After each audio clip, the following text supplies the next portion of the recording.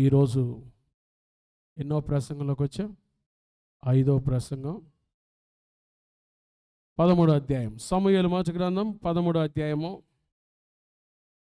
13వ వచనం.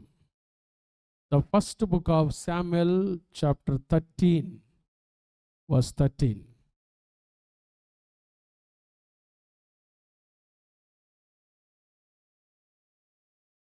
First book of Samuel chapter 13 verse 13. అందుకు సమూయేలు ఇట్లనెను, నీ దేవుడని యెహోవా నీకు ఇచ్చిన ఆజ్ఞను గైకొనక నీవు అవివేకపు పని చేసితివి. అండర్లైన్ చేసుకోండి. అవివేకపు పని చేసితివి. నీ రాజ్యమును ఇశ్రాయేలు మీద సదాకాలము స్థిరపరచుటకు యెహోవా తలచి ఉండెను, అయితే నీ రాజ్యము నిలువదు. సమూయేలు చాలా సూటిగా, అరమర లేకుండా, మరొక మాటలో చెప్పుకోవాలంటే ఎక్కడ మిక్స్చర్ లేకుండా చాలా చక్కగా అంటున్నాడు, నీవు అవివేకపు పని చేసితివి. ఏ పని చేశాడంట సౌలు? అవివేకపు. ఇంగ్లీష్ బైబిల్లో you have done foolishly, you have done foolishly అనే మాట ఉంది. అవివేకపు పని చేశావు. మన భాషలో చెప్పాలంటే బుద్ధిహీనపు పని చేశావు, వెర్రి పని చేశావు. చెప్పండి, ఏ పని చేశావు? వెర్రి పని చేశావు. ఈ రాత్రి మన అంశము వెర్రితనము మరియు వైఫల్యము. వెర్రితనము మరియు వైఫల్యము. ప్రార్థన చేసుకుందాం. Shall we look unto Lord in prayer. దేవుని సన్నిధిలో ప్రభు వైపు చూద్దాము. దేవుని మాటలు వినాలని మనం ఇక్కడికి వచ్చామండి. దేవుని స్వరాన్ని మనం వింటూ ఉండగా ప్రభు పలికే శ్రేష్టమైన మాటలు మన జీవితాలకు అన్వయించుకుందాం. దీవించబడదాం. మహాపరిశుద్ధుడు అయిన మా తండ్రి, దయగల దేవా, ప్రేమ స్వరూపి, మీకు స్తోత్రాలయ్యా. సౌలు జీవితం శీర్షిక ప్రసంగాలు మాకు వినిపిస్తున్నారు. ఈరోజు 5వ రోజు, వెర్రితనము మరియు వైఫల్యము. ఈ అంశం మీద వాక్యాన్ని మేము పఠిస్తూ ఉండగా పరిశుద్ధాత్మ దేవా, మీరు మాతో మాట్లాడండి. బలమైన మీ కార్యం మా జీవితాల్లో జరిగించండి. ఈ వాక్య పరిచర్య ద్వారా మీ ప్రియకుమారుడును మా ప్రభు అయిన యేసుక్రీస్తు వారికి మాత్రమే సమస్త ఘనత, మహిమ, ప్రభావాలు ఆరోపిస్తూ వినగలిగిన చెవులను, గ్రహించగలిగిన హృదయాన్ని, వాక్యాన్ని స్వీకరించే మనస్సు మాకు దయచేయమని యేసు నామమున ప్రార్థిస్తున్నాము తండ్రి, ఆమేన్. క్రీస్తునందు ప్రియమైన దేవుని బిడ్డలారా, సౌలు జీవితం ఈరోజు రేపు చెప్పిన తర్వాత నేను ఒక ప్రసంగ బుక్లెట్ తయారు చేద్దాం అనుకుంటున్నా. దేవుని చిత్తమైతే ఎవరైనా మీ ఇంట్లో మీ పితరుల పేర్ల మీద, మా నాన్నగారి పేరు మీద, మా అమ్మగారి పేరు మీద, లేకపోతే మాకు సంబంధించిన వాళ్ళ పేరు మీద, పాస్టర్ గారు ఈ బుక్లెట్ మీరు సౌలు జీవితం తయారు చేయండి, దానికై ఖర్చు మేము భరిస్తామంటే తర్వాత మీరు నన్ను కలవండి. ఈ 6 ప్రసంగాల చక్కటి అవుట్లైన్స్, ఒక మంచి బుక్లెట్, ఒక 10-12 పేపర్లు వచ్చేటట్టుగా చేసి పైన సౌలు జీవితం అని అది మనం క్యారెక్టర్ చేసి చక్కగా ఇస్తే అది మన సంఘానికి, చదివే వాళ్ళకి, దేవుని ప్రేమించే వాళ్ళకి, వాక్యాన్ని ప్రేమించే వాళ్ళకి ఆశీర్వాదకరంగా ఉంటుంది అని అభిలాష, ప్రార్థన. ఎవరైనా మీరు, నేనైతే సిద్ధపరుస్తున్నాను, చక్కగా ఇవి ఒక పేపర్లు చేసి ప్రింట్ ఇస్తాను. ఎవరైనా మీరు ప్రేరేపణతో వస్తే వాటిని మనం తయారు చేయించి మీ పితరుల పేరు మీద సంఘానికి ఇస్తే, ఫ్రీ సంఘానికి ఇస్తే చాలా ఆశీర్వాదకరంగా ఉంటుందని ప్రభు పేరిట మనం చేస్తున్నాను. సౌలు జీవితం, ఎవరి జీవితాన్ని మనం ధ్యానం చేస్తున్నాం చెప్పండి? సౌలు జీవితం. సౌలు జీవితం అసలు ఎంత దుఃఖకరంగా ఉంటుందో 3 విషయాలు మనం చూద్దామండి ఉపోద్ఘాతంలో. సౌలు జీవితం, ఈ స్టడీ ఏంటి అసలు? ఈ సౌలు జీవితం, సౌలు జీవితాన్ని ఎలా చూడొచ్చు, సౌలు జీవితాన్ని ఎలా పఠించవచ్చు, సౌలు జీవితాన్ని ఎలా అధ్యయనం చేయవచ్చు. 3 విషయాలు మీరు గుర్తుపెట్టుకోవచ్చు. బాగా మీకు గుర్తుండటానికి సౌలు జీవితం అంటే ఈ 3 విషయాలు నేను చెప్తాను. ఒకటి, సౌలు జీవితము it's a study of contrast, వైరుధ్యాల అధ్యాయం. వైరుధ్యము, చీకటి వెలుగు, మంచికి చెడుకు, ఆ తర్వాత మేలుకి కీడుకున్న వ్యత్యాసమే సౌలు జీవితం. అందుకని it's a study of contrast, వైరుధ్యాల అధ్యయనమే సౌలు జీవితం. సౌలు జీవితం అంటే మీరు గుర్తుపెట్టుకోవాలి, వైరుధ్యమో. ప్రారంభం నుంచి కూడా తన జీవితంలో వైరుధ్యాలు మనం గమనిస్తూనే ఉన్నాం. రెండవది సౌలు జీవితం గుర్తుపెట్టుకోవడానికి ఒక 3 మాటలు చెప్తున్నా. సౌలు జీవితం అంటే ఈ 3 మాటలు గుర్తుండాలి. రెండవది వైపరీత్యాల అధ్యాయం, it's a study of disaster. వైపరీత్యాల అధ్యయనమే సౌలు జీవితం. ఎన్నో వైపరీత్యాలు, 1 కాదు 2 కాదు, ఎంత దిగజారిపోయి ఆఖరికి నాశనపు అంచుల్లోకి వెళ్ళాడో సౌలు జీవితాన్ని మనం చూడవచ్చు. ప్రారంభం ఎంతో గొప్పగా ఉన్నా ముగింపులో ఎంత దిగజారిపోయాడో సౌలుని మనం జాగ్రత్తగా చూడవచ్చు. ఎలా అయిపోయింది సౌలు? వైపరీత్యాల అధ్యయనమే మొదటిది. ఏ అధ్యయనమో? వైరుధ్యాల అధ్యయనమే ఏ జీవితం? సౌలు జీవితం. రెండవది ఏ అధ్యయనమో? వైపరీత్యాల అధ్యయనమే సౌలు జీవితం. మూడవది వైఖరిత్యాల అధ్యయనమే సౌలు జీవితం. It's a study of attitudes. వైఖరిత్యం, వైఖరి తగ్గింపుతో ప్రారంభించబడిన జీవితం భయంకరమైన విఫలమైన జీవితానికి దారితీసింది. ఎటువంటి వైఖరి తన జీవితంలో అనుభవించాడో, ఎటువంటి వైఖరితో నడుచుకున్నాడో మనకి చాలా చక్కగా పరిశుద్ధాత్మ దేవుడు తెలియపరుస్తున్నాడు. మొదట ప్రారంభంలో ఎంతో తగ్గించుకున్నాడు, తాను తగ్గించుకున్నప్పుడు ఎటువంటి ఆశీర్వాదకరమైన స్థితిలో ఉన్నాడు సౌలు. తర్వాత రాను తన జీవితము ఎలా మారిపోయిందో మనం చూడవచ్చు. కాబట్టి సౌలు జీవితం అంటే ఈ 3 విషయాలు గుర్తుపెట్టుకోవాలి. చెప్పండి, సౌలు జీవితం అంటే 1 ఏ అధ్యయనమో? వైరుధ్యాల అధ్యయనమే. It's a study of contrast. వైరుధ్యమో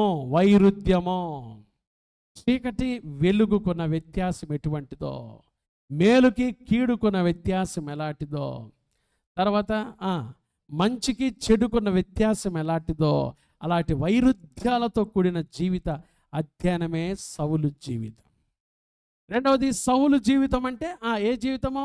వైపరీత్యాల అధ్యయనమే, డిజాస్టర్స్. ఎన్ని వైపరీత్యాలో, ఎంత దిగజారిపోయాడో, ఏ పరిస్థితుల్లోకి వెళ్ళి నాశనం అయిపోయాడో మనం చూస్తూ ఉన్నాం, మెట్టు గమనిస్తూ ఉన్నాం. వైపరీత్యము. మూడవది వైఖరిత్యం, తన యాటిట్యూడ్స్ అంటారు.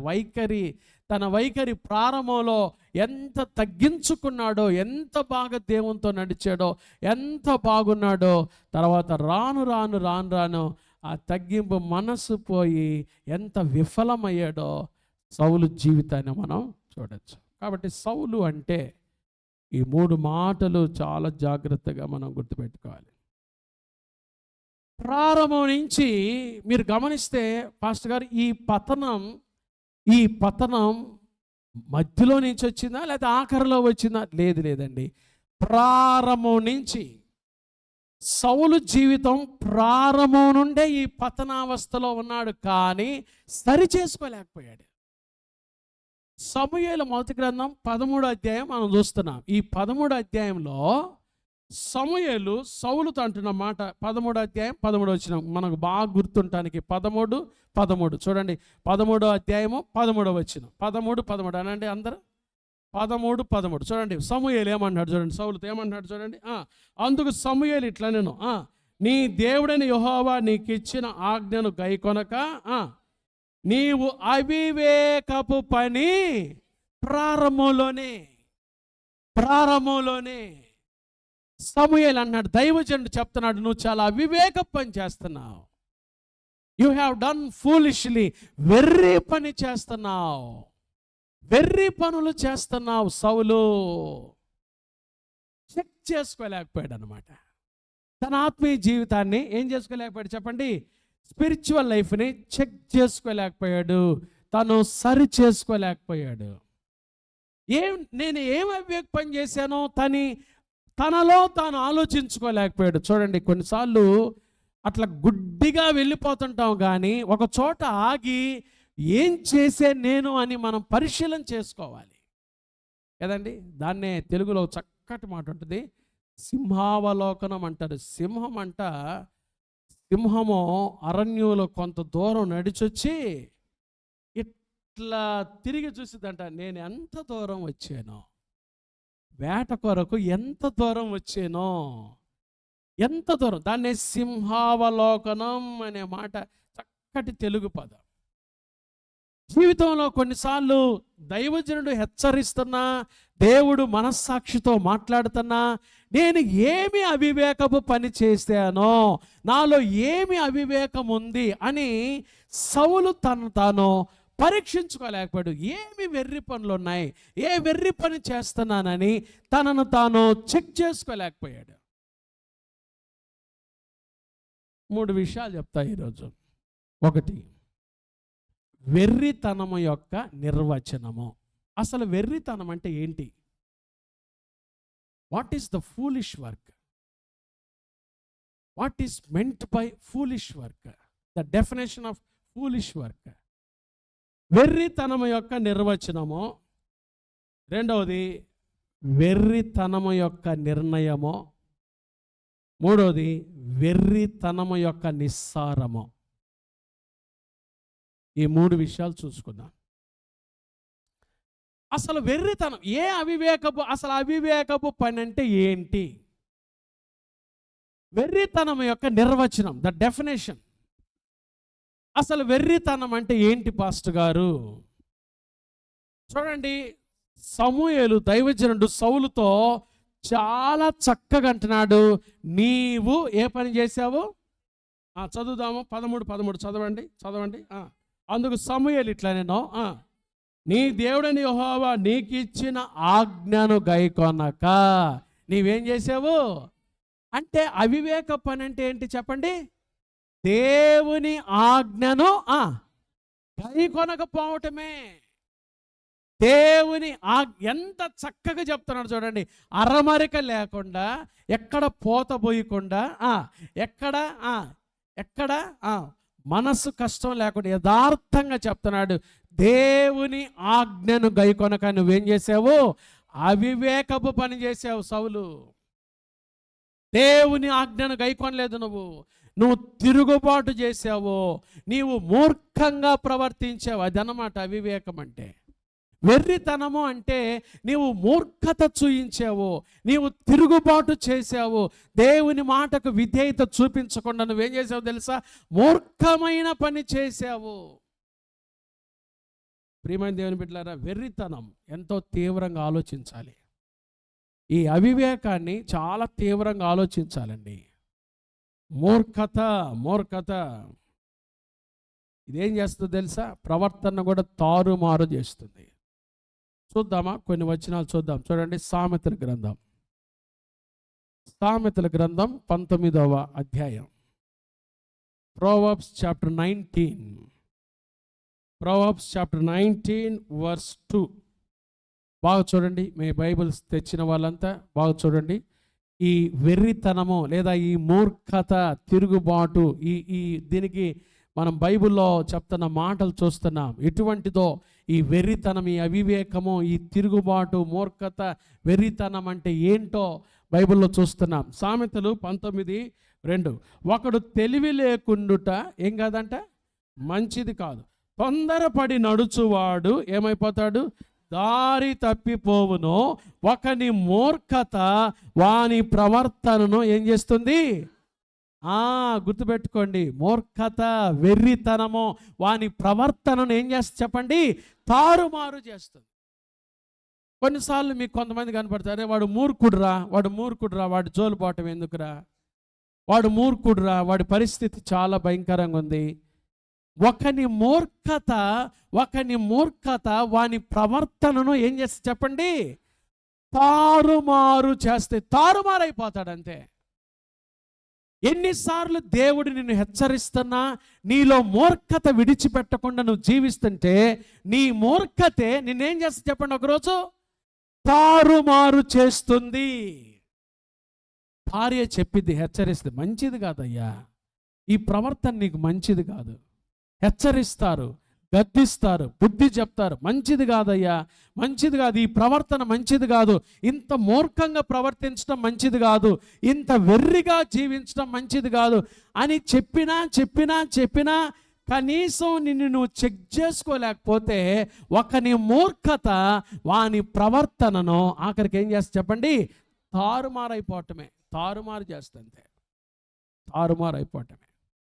మూర్ఖత చాలా ప్రమాదం. సౌలు అదే అయ్యాడండి.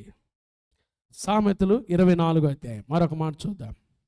సామెతలు 24 అధ్యాయము 9వ వచనం చూడండి.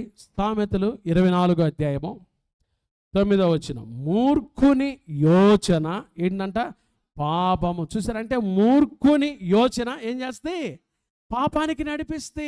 ఈ మూర్ఖతలో ఉన్నవాడు వాడు ఏది ఆలోచించినా ఏం ఆలోచిస్తాడు, పాపం గురించే. మూర్ఖుని యోచన పాపమునకు దారి తీస్తుంది. చూసారండి, మూర్ఖత వాని ప్రవర్తన కూడా ఏం చేస్తుంది చెప్పండి, తారుమారు చేస్తుంది. మూర్ఖుని యోచన ఆలోచించే ఆలోచనలు ఎటువంటివి, పాపానికి నడిపిస్తాయి. ఒక మాట చెప్పమంటారా, మరి పాస్టర్ గారు సౌలేనా ఇంత మూర్ఖంగా ప్రవర్తించింది, దావీదు ఎప్పుడు మూర్ఖంగా ప్రవర్తించలేదని మీరు నన్ను ప్రశ్న అడగచ్చు. దావీదు ఎప్పుడు మూర్ఖంగా ప్రవర్తించలేదండి. దావీదు సౌలు కంటే చాలాసార్లు ఎలా ప్రవర్తించాడు, మూర్ఖంగా ప్రవర్తించాడు. తెలుసా మీకు? సౌలు కంటే కూడా దావీదు ఎన్నిసార్లు చెప్పండి, చాలాసార్లు ఎలా ప్రవర్తించాడు, మూర్ఖంగా ప్రవర్తించాడు. మరి వాట్ అబౌట్ డేవిడ్? దావీదు పరిస్థితి ఏంటండి, మరి సౌలు ఏంటి ఈ పరిస్థితి? కారణం ఏంటో చెప్తా మీకు. కారణం ఏంటో తెలుసా? దావీదు మూర్ఖంగా ప్రవర్తించినా దావీదు ఏం చేశాడో తెలుసా? కీర్తన గ్రంథము 38వ సంకీర్తన చూడండి. కీర్తన గ్రంథము 38వ సంకీర్తన 5వ వచనం చదువుకుందాం. 38వ సంకీర్తన 5వ వచనం చూడండి. అక్కడ ఏమంటున్నాడు, నా మూర్ఖత, నేను చదువుతానమ్మా బాగా మీరు చక్కగా బైబిల్ చూడండి. నా మూర్ఖత వలన కలిగిన నా గాయములు దుర్వాసన గలవై ఏం చేస్తున్నాయి, స్రవించుచున్నవి. చూసారా, నా మూర్ఖత వలన ఏమంటున్నాడు, నా మూర్ఖత వలన కలిగిన నా గాయములు ఏ వాసన తీసుకొస్తున్నాయి, నాకు దుర్వాసన. దావీదు మూర్ఖత వలన నాకు దేవుడు గాయములు ఇచ్చాడు, నన్ను శిక్షించాడు. ఈరోజు నాకు ఈ గాయములకు కారణం ఏంటంటే నేను మూర్ఖంగా ప్రవర్తించబట్టే అని దేవుని సన్నిధిలో పదే పదే ఏం చేశాడు, ఒప్పుకున్నాడు. అది దావీదుకున్న గొప్పతనం. ఎందుకు నువ్వు రోగశయ్య మీదకి ఎందుకు వెళ్ళావు? ఎందుకు దావీదు ఈ పరిస్థితి నీకు? ఎందుకు దావీదు ఈ పరిస్థితి అంటే, అయ్యా నా మూర్ఖత వలన ఈ గాయాలు దేని వలన చెప్పండి, నా మూర్ఖత వలనే. నేను ఎక్కడైతే మూర్ఖంగా ప్రవర్తించానో, దేవునికి విరోధమైన కార్యం ఏదైతే చేశానో అందును బట్టి దేవుడు నాకేమిచ్చాడు, ఈ శిక్ష ఇచ్చాడు. దావీదుకి సౌలుకున్న వ్యత్యాసం అదే. సౌలు కంటే దావీదు చాలా మూర్ఖంగా ప్రవర్తించాడు. కానీ దావీదు రాసుకున్నాడు, నా మూర్ఖత వలన కలిగిన నా గాయములు నాకేం కలిగిస్తున్నాయి, దుర్వాసన. మామూలు వాసన కాదు. చెప్పండి, ఏ వాసన? దుర్వాసన కలిగించొచ్చున్నవి. దేవుని కాడ యథార్థంగా ఒప్పుకున్నావా? విరిగి నలిగిన మనసుతో దేవుని కాడ యథార్థంగా ఒప్పుకుంటున్నావా? నీ మూర్ఖత గురించి యేసయ్య దగ్గర ఒప్పుకుంటున్నావా? ఇక్కడే కాదు, 69వ కీర్తన కూడా చూడండి. దావీదు ఏమంటాడు, 69వ సంకీర్తన 69వ సంకీర్తన 5వ వాక్యం చదువుకుందాం. నేను చదువుతాను, మీరు చక్కగా చూడండి. సామ్ నెంబర్ 69, 69వ సంకీర్తన 5వ వచనంలో చూడండి, దావీదు ఏమంటున్నాడో, దేవా నా బుద్ధిహీనత నీకు తెలిసే ఉన్నది. ఏమంటున్నాడు చెప్పండి? దేవా నా బుద్ధిహీనత. ఏ హీనత చెప్పండి? ఏ హీనత? నా బుద్ధిహీనత. ఏమడుగుతున్నాడు దేవుని? నా బుద్ధిహీనత నీకు. చూశారండి, దావీదు నేను బుద్ధిహీనంగా చేసిన పనులు నీకు తెలుసయ్యా. దేవుని కాడికి వచ్చినప్పుడు, అమ్మా ఒప్పుకుంటున్నావా? యథార్థంగా ఒప్పుకుంటున్నావా? బుద్ధిహీనంగా మాట్లాడానయ్యా, బుద్ధిహీన పనులు చేశానయ్యా, తెలిసి మూర్ఖంగా వెర్రి పనులు చేశానయ్యా. యేసయ్య ఒప్పుకున్నావా ఎప్పుడైనా యథార్థంగా? బైబిల్ ఏం చెప్తుంది? అతిక్రమములను దాచిపెట్టువాడు వర్ధిల్లడు, వాటిని ఒప్పుకొని విడిచిపెట్టువాడు చెప్పండి కనికరించబడతాడు. అతిక్రమములు దాచిపెట్టువాడు వర్ధిల్లడు. బైబిల్లో చక్కటి మాటలు. మన పాపములను మనము ఒప్పుకొనిన ఎడల ఆయన నమ్మదగిన వాడును నీతిమంతుడు గనుక ఆయన మన పాపములను క్షమించి సమస్త దుర్నీతిని మనల్ని ఏం చేస్తాడు? పవిత్రులుగా చేస్తాడు. ఎప్పుడంటే మనం ఒప్పుకొని విడిచిపెట్టాలి. కానీ మనం ఏం చేస్తాం తెలుసా? ఒప్పుకున్నట్టే ఒప్పుకుంటాం, కానీ విడిచిపెట్టకుండా వెళ్ళిపోతున్నాం. ఎవరికి నష్టం అండి? సౌలు చూడు ఎంత నష్టపోయాడో, ఎంత నష్టపోయాడో. ఫూలిష్ పనులు, అవివేక పనులు. ఎంత దైవజనుడు హెచ్చరించినా గద్దించినా బుద్ధి కూడా తెచ్చుకోకుండా ఎంత నష్టపోయాడో చూడండి. సౌలు జీవితం ఎంత నష్టపోయాడు. అవివేకము. ఇది పాత నిబంధనలోనా క్రొత్త నిబంధనలో కూడా ఉందా అంటే క్రొత్త నిబంధనలో కూడా ఉంది. యేసు ప్రభువారు పరిచర్య చేస్తున్న దినాల్లో యేసు ప్రభువారు బోధించాడు ఈ అవివేకాన్ని గురించి. చూడండి, మార్కు సువార్త 7వ అధ్యాయము. మార్కు సువార్త 7వ అధ్యాయము చూడండి. Marks gospel chapter 7.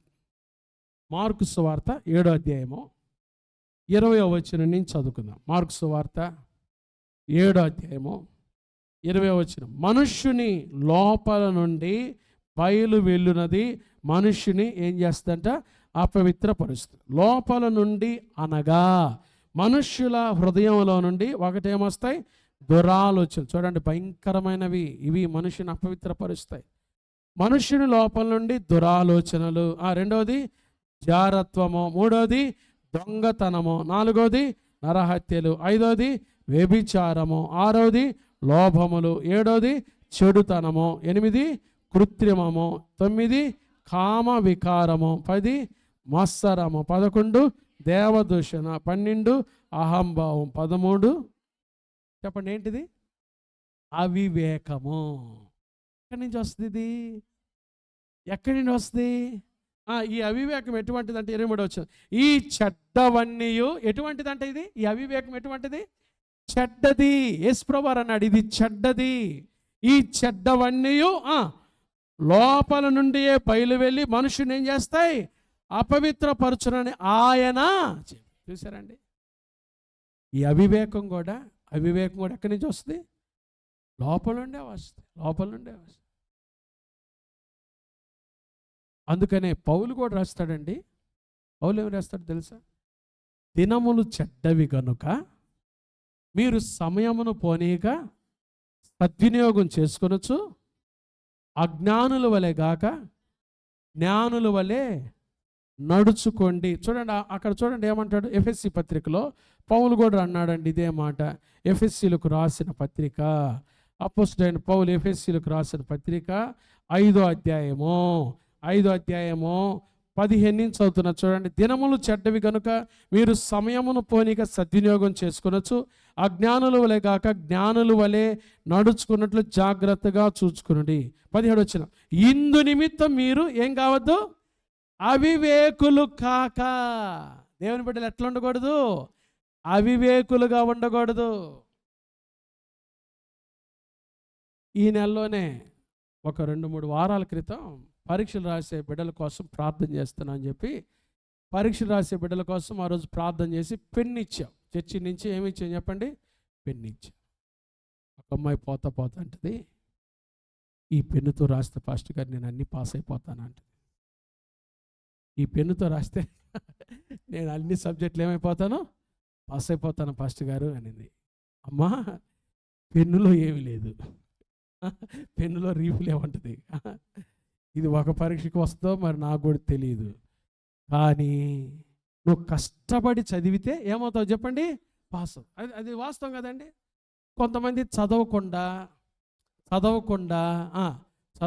పరీక్షల టైంలో పాస్టర్ గారు ప్రార్థన చేస్తే ఖచ్చితంగా పాస్ అయిపోతానులేండి అని పరీక్షలప్పుడు వచ్చి ప్రార్థన చేస్తాం. మేము దైవజనులుగా ప్రార్థన చేసి అయిపోయిన తర్వాత, పాస్టర్ గారు ప్రార్థన చేశాను, ఒక సబ్జెక్టు పోయిందిగా నాకు, పాస్టర్ గారిలో ప్రార్థనలు ఏమి లేదు, పవర్ లేదేమో.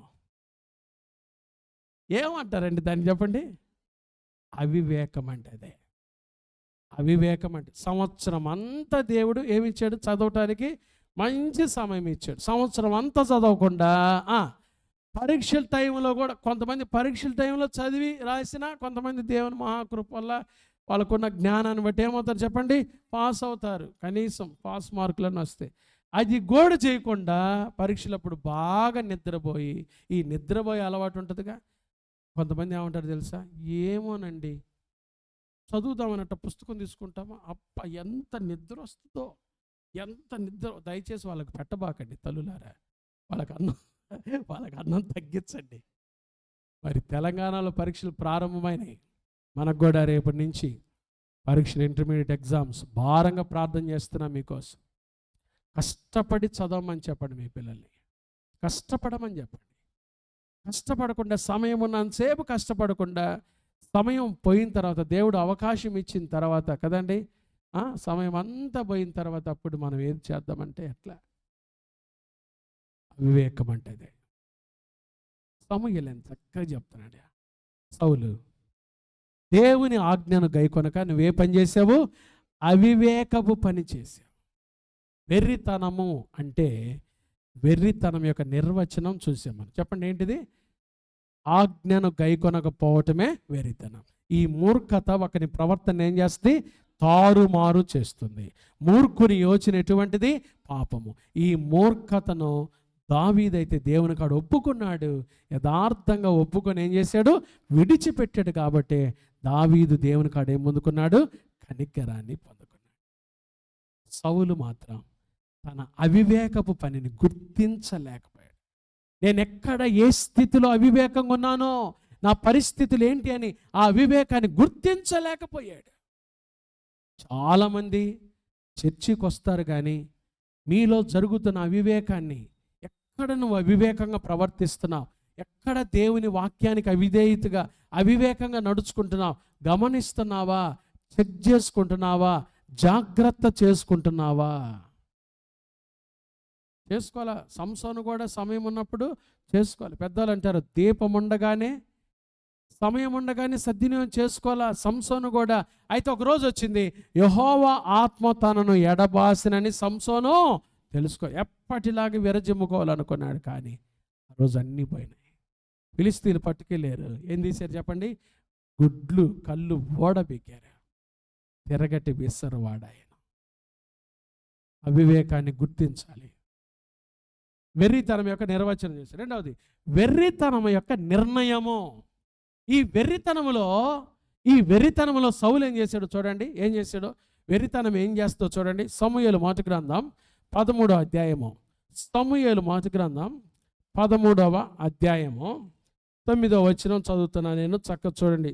సమూయేలు మొదటి గ్రంథం 13వ అధ్యాయం 9వ వచనం.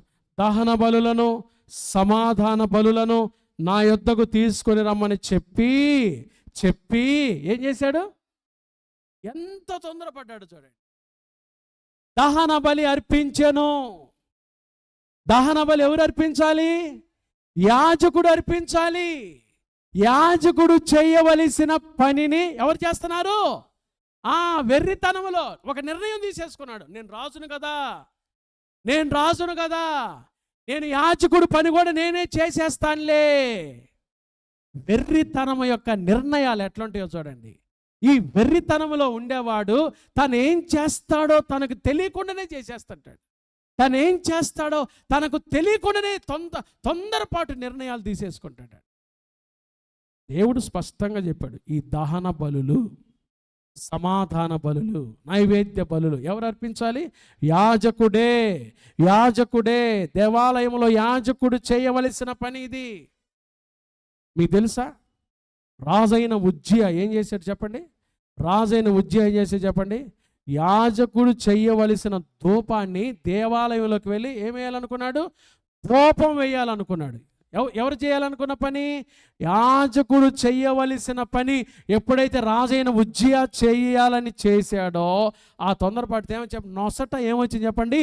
కుష్ఠరోగం వచ్చి దేవాలయం నుండి ఏం చేయబడ్డాడు? వెళ్ళిపోయాడు. చనిపోయేంత వరకు బైబిల్లో రాశారు, చనిపోయేంత వరకు ఉజ్జియా ఎలా చనిపోయాడు చెప్పండి?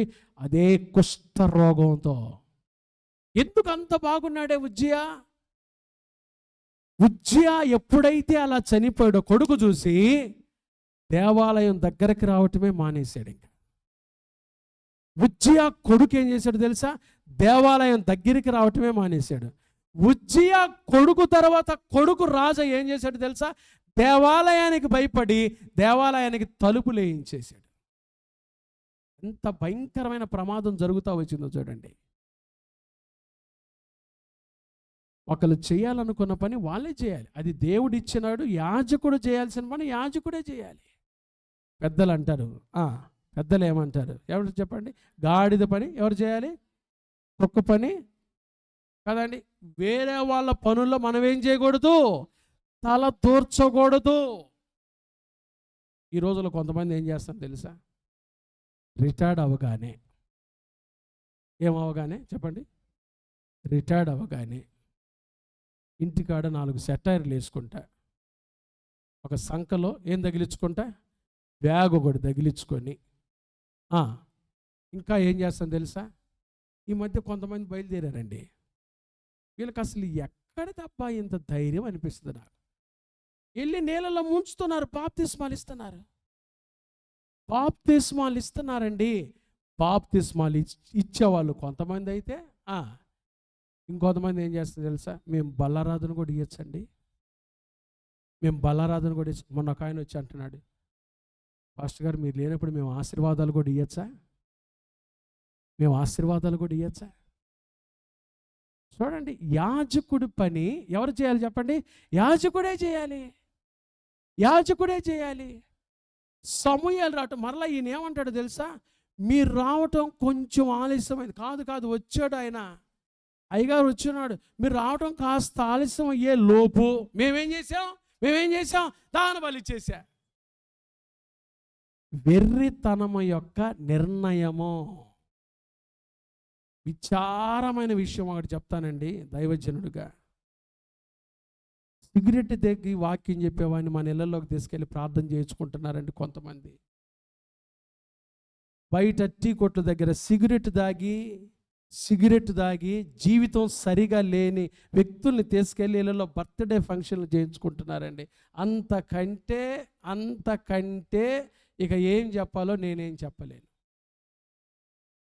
4 మొక్కలు బైబిల్లో చదువుకొని చెప్తా, బైబిల్ ఏదో ఆషామాషాగా తీసుకొని వెర్రితన పనులు చేస్తుంటే అటోళ్ళు తీసుకెళ్ళి ఇళ్ళల్లో ప్రార్థనలు పెట్టించుకోవటం, అది మీకు ఎటువంటి ఆశీర్వాదాలు తెస్తుందో, ఎంత దీవెన తెస్తుందో మీరు ఆలోచన చేసుకోండి. నేను చెప్పటం కాదు. మీ మధ్యలోకి వచ్చి 17 సంవత్సరాలు, ఈ 17 సంవత్సరాలు మీ మధ్యలో ఉన్నానంటే మొట్టమొదట నా వ్యక్తిగత సాక్ష్యాన్ని ఎలా కాపాడుకున్నానో, వాక్యం కాదండి, వాక్యం నేను కాదు, నా తల మించినోడు కూడా చెప్తాడు వాక్యం. వ్యక్తిగత సాక్ష్యం అండి చాలా ప్రాముఖ్యం. ఒక యాజకుడు, ఒక దేవుని సేవకుడికి ఉండాల్సిందేం తెలుసా? వేలు పెట్టి చూపించలేని ఒక గొప్ప సాక్ష్యం ఉండాలి. ఎంత వ్యక్తిగత సాక్ష్యం ఎంత విలువైనదండి. ఈ సాక్ష్యం పోతే ఇంకా వాక్యం ఏం చెప్తావా? అసలు నాకు అసలు విచిత్రమైన విషయం ఏంటంటే, ఇప్పుడు ఎవరు పడితే వాళ్ళు బైబిల్ తీసుకొని మేము వాక్యం చెబుతామండి, మేము ఆశీర్వాదాలు ఇస్తామండి, మేము బాప్తిస్మాలు కూడా ఇస్తాం. అసలు ఏంటబ్బా, దేవుణ్ణి ఏమనుకుంటున్నారు? వేళాకోళం అయిపోయిందా, వేళాకోళం అయిపోయిందా అనిపిస్తుంది నాకు. ఏంటబ్బా అసలు, ఏంటబ్బా ఇది, ఏంటి అసలు ఈ విచిత్రం ఏంటి అసలు? ఈ 17 సంవత్సరాల్లో నా సాక్ష్యం ఎక్కడికి పోయినా అసలు ముందు నేనుండేవాడిని కాదు, మీ మధ్యలో నేనుండేవాడిని కాదు. నా సాక్ష్యం ఎక్కడ దెబ్బతిన్నా, ఎవరి మధ్యలో అయినా నా సాక్ష్యం దెబ్బతిన్నా దేవుని మహాకృప బట్టి నేనుండేవాడిని కాదండి. సాక్ష్యం చాలా ప్రాముఖ్యమండి. జీవితం లేకుండా వరకు ప్రసంగాలు చేయటం తప్పు అంటే అది దేవునికి లెక్క చెప్తాం. బ్రతుకు లేకుండా ఏదో వాక్యం 4 మాటలు చెప్తా చాలా తప్పండి అది. వేదనతో చెప్తాను నేను. బ్రతుకు లేకుండా, సాక్ష్యం లేకుండా నీ వెనకాల 4 మాటలనే వాళ్ళు ఉంటే ఎలా చెప్తావు? వాళ్ళని తీసుకెళ్ళి మీరు బర్త్డే ఫంక్షన్లు పెట్టుకొని ప్రార్థన చేసుకుంటే నాకేం కాదండి, నాకు ఇచ్చే కానుక ఆగిపోద్దేమో, నాకేం కాదండి, నాకేం కాదు. ఆశీర్వాదాలు మీరే కోల్పోతారు. ఇంటి లోపలికి వెళ్ళినాని నేను బయటికి రానండి. అసలు మీకు ముఖం చూపించాలని నాకు చాలా కష్టం. వాక్యంతో, ప్రార్థనతోనే నేను బ్రతుకుతా. వ్యక్తిగత సాక్ష్యం మీరు గమనించండి. 24 గంటల పాస్ట్ ఏం చేస్తుంటాడు? సీసీ కెమెరాలు పెట్టుకొని చూడండి. అసలు మీకు బయటకు వచ్చి నేను అక్కడన్నా మీరు నలుగురిలో కూర్చున్నప్పుడు అట్లా ముఖం చూపించాలని నేను చాలా బాధపడుతుంటా. నేను రాలేను, అనవసరంగా బయటికి రాలేను. పిల్లలతో పని ఉంటే, కూరగాయల పని ఉంటేనే, ప్రార్థన ఉంటే వస్తాను. సాక్ష్యం చాలా ప్రాముఖ్యమండి. టెస్టిమనీ. చెత్త చెప్పేది ఏముందండి? నువ్వు చెప్పే చెత్త ఎవరికి కావాలి? చెత్త ఎవరికి కావాలి? సాక్ష్యం. కడుపు కోత. 17 ఏళ్ళు మీ మధ్యలో అంటే నా గొప్పతనం ఏం లేదు, నా ప్రభు కృప. సాక్ష్యం కాపాడుకోవాలండి, జీవితం కాపాడుకోవాలి. వ్యాపారస్ పనులు చేస్తా, ఇష్టానుసారమైన పనులు చేస్తా, నేను కూడా వాక్యం చెప్తాను. ఎట్ట చెప్తాను నువ్వు? అవు ఈయన చూడండి, ఇంత తొందరపాటులో వెర్రితనంలో ఒక నిర్ణయం వచ్చేసింది. పోయి గబగబా ఏం చేశాడు చెప్పండి? ఏం చేశాడు? దహన బలి ఇచ్చేసాడు. దహన బలి ఇచ్చి అంతా అయిపోయింది. నేను రాసుకున్నా ఇక్కడ.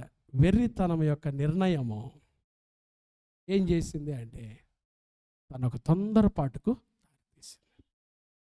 ఒకటి వెర్రితనం యొక్క నిర్వచనం చూసాం, రెండవది వెర్రితనం యొక్క నిర్ణయం చూసాం, మూడవది చూడండి సమూయేలు మొదటి గ్రంథం 13వ అధ్యాయం 11వ వచనం. సమూయేలు అతనితో నీవు చేసిన పని ఏమని అడిగాను. అందుకు సౌలు జనులు నా యొద్ద నుండి చెదరిపోవుటయు, నిర్ణయ కాలమున నీవు రాకపోవటయు, ఫిలిస్తీయులు మిక్మషులో కూడియుండుటయో. చూడండి పైగా సమూయేలు మీదే పెడుతున్నాడు. ఏం పని నువ్వు చేసింది? ఏం పని నువ్వు చేసింది అడుగుతున్నాడు సమూయేలు. ఏ పని చేసావు? ఏ పని చేసావు? నిస్సారమైన పని చేశాడు, లాభము లేని పని చేశాడు, సారము లేని పని చేశాడు. సౌలు సారములు, అందుకనే నిస్సారం అయిపోయాడు సౌలు. వెర్రితనములో ఒకటి వెర్రితనం నిర్వచనం చూసాం, వివేకంగా ప్రవర్తించాడు. రెండోది వెర్రితనం యొక్క నిర్ణయం, ఒక నిర్ణయం తీసుకున్నాడు, తొందరపాటులో దహన బలి అర్పించేశాడు. యాజకుడు చేయవలసిన పని తొందరపాటుగా చేసేసాడు. మూడోది వెర్రితనములో సారము లేని పని, నిస్సారమైన పని చేశాడు. ప్రియమైన దేవుని బిడ్డలారా, సౌలు అందుకనే వైఫల్యానికి వెళ్ళిపోయాడు. వెర్రితనము, వైఫల్యం. రేపు దేవుని చిత్తమైతే ఈ వైఫల్యానికి 7 కారణాలు. ఆఖరిగా సౌలు జీవితం ఆఖరి ఎపిసోడ్ రేపు రాత్రి. వైఫల్యానికి 7 కారణాలు. ఆ 7 కారణాలు ఏంటో రేపు రాత్రి మనం ధ్యానం చేద్దాం. ధ్యానం